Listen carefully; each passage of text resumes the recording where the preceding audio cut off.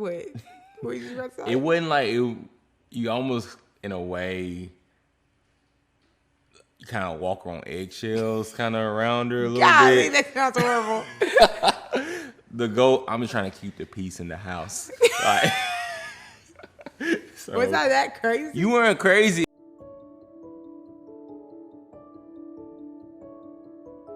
At this point, we have been trying naturally for about a year now. It's a little over a year at this point now.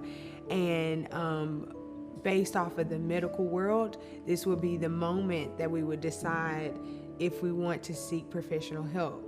Again, usually they say if you're try naturally for about a year and then seek professional medical help. Yeah. And sounds very simple, but for some reason, for us, it wasn't that simple.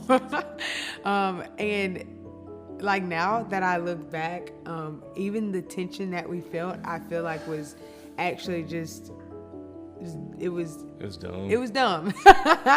I think there was something on the inside of us that tempted us to believe that if we seeked medical help, that we didn't have faith. I cannot believe we had such a limited view of faith. Right. Even when we look at physical illnesses, right? We don't say you got a cold or you have this going on, and I can't believe you went to the doctor to get some medicine. Some Tylenol or like what? Like it's so absurd. But for some reason, when it came to growing our family, I don't know if it's just because like we see the commands in the Bible, like be fruitful and multiply, and I'm like, he said it, so we should have faith that he'll do it. But like God is so big and he uses so many things to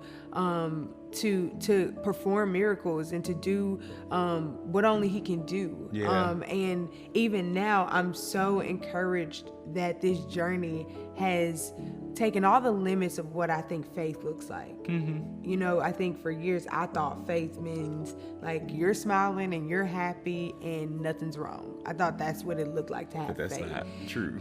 And I know like there's been so many moments in this journey where the Lord has shown me, but it takes faith to grieve. It takes faith to doubt and to be honest about the doubt. Yeah. It takes faith to ask him questions. That's what I'm saying. And faith to believe that he has an answer to those questions.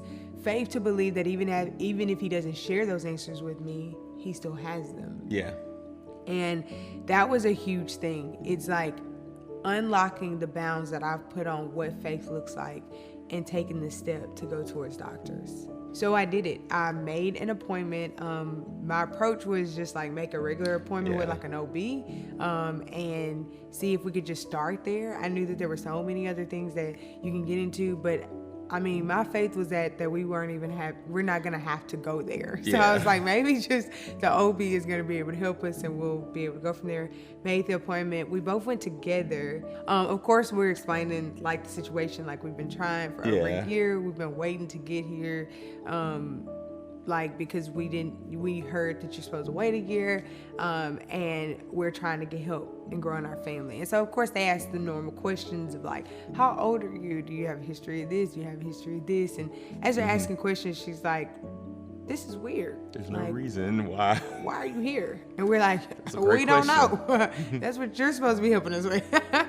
And so I just remember her being like, okay, well, like based on what you're telling me, this should be easy. Mm-hmm. And she said, let's just start with the easiest steps. So let's just check the guy first. So we're going to check her in. And then she was like, also, we'll do some blood work on you. So that was like our first step. I'm sure you want to probably talk about So I went, had to get my sperm checked. Yeah. And I'm be honest, like going into it, I was nervous, but I almost wanted it to be, if there was a reason, I wanted it to be because of me. Like that was kind of my... Can I be honest? Me too. I wanted it to be... I know this sounds so bad, but I was like, I can't take it if it's me. I didn't want it to be red. I was like, I wanted it to be me. Like, dang. That's so bad that I thought that. I ain't know you thought that. It kind of hurt a little bit too. I ain't gonna lie. I did. Like, I just knew you could take it. You had more faith in it.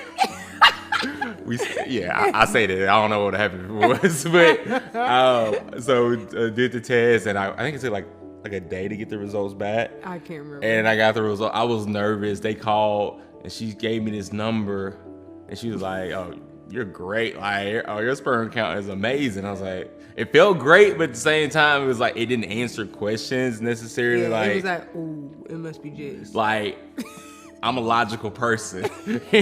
Process of elimination is two people. If it's not one person, you would assume it would be the other person.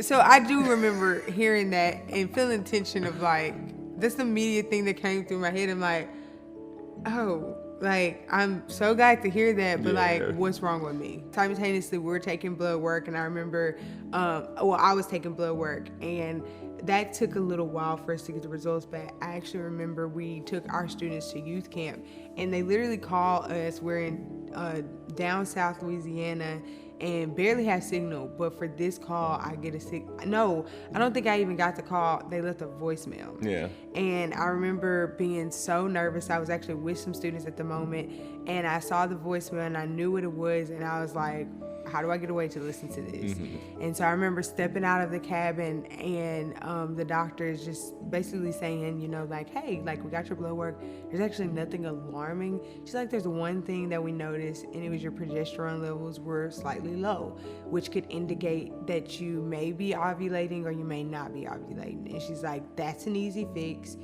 We have some solutions. Call us back when you can. When we got back, I was able to call the doctor, and they were like, here is the options that we think.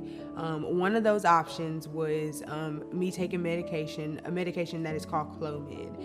And I personally had never heard about this. This is a whole new world to me. All of this new. But I'll be honest with you, in the medical field, because of these last 3 years, I've noticed that they offer you things and they don't tell you the fullness of those things. They don't tell you side effects. They don't tell you, well, how about this? The people I've been going to, I don't know if everybody does this. I don't want to, use a definite, but a lot of people was not telling me like how these things would affect me mentally, how these will affect me hormonally. I remember the first month taking this medication.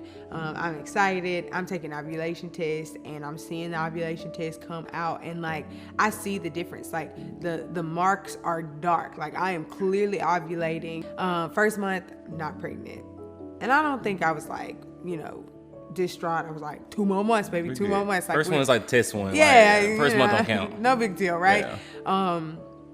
And I will say around month 2, that's when hormonally, like I feel like the medicine starts side affecting me. I have mentioned before, like I work in ministry, but I'm gonna be honest with you, for 3 months of my life, I feel like I was not saved. Okay, I didn't use to put it that way. Okay. Like I was crazy. And I think I'm exaggerating because like I don't remember anybody telling me I was crazy. I think I knew what was going on in my head. Mm-hmm. I knew my thoughts. I knew what was happening up there, and I was like, this is not good. Yeah. Like, and the problem is that I was not considering that it could have been the medicine because no one told me that this was a side effect of the medicine. I just assumed I'm a horrible Christian. No one had a clue, but I literally was struggling so deeply mentally, except for Ren. Ren saw it. Like I was crying every day. I was like repenting every day. I was what you about to say? It wasn't like you almost in a way kind of walk on eggshells kind of around her a little bit. That sounds horrible. The goal, I'm just trying to keep the peace in the house. Like, so, was I that crazy? You weren't crazy. It's just like, what's the word? You just didn't know I didn't know what I was going to get. Okay, that's fair. At times. That's fair. We're at month 2. I'm crazy, and it doesn't work again. And so now you mix the hormonal things, and then like I'm already thinking I'm a horrible Christian, so there's shame of what I'm dealing with, and then I'm under pressure. We got 1 more month, and so obviously every time that they're having to give us another dosage, the doctor is like giving us the next plan. Yeah, because I think they changed the dosage month 2. That's why I was even more crazy, because they upped the dosage. Yeah. I forgot about that. So this third round, they were like, hey, we don't want you to go into this, because this could be your last round. Before you go into this last round, can we do this procedure? Because this could be a reason why this isn't working, because you obviously are ovulating. And so their next thing was like, is it possible that your tubes are blocked, that your fallopian tubes are blocked, and that eggs are not able to get through? And so that was like a big eye opener. I was like, yes, figure it out, what we gotta do. And so they presented the HCG procedure. So they get me in. They have to do blood work before this, and so I do the blood work, and I go in, and they call me in the back, and I'm in this gown, and like all I know is for like the next 10 minutes, I'm in probably the most pain that I've experienced in the last probably 10 years of my life. And I just remember the doctor performing the procedure saying, "Are you okay?" And I said, "No."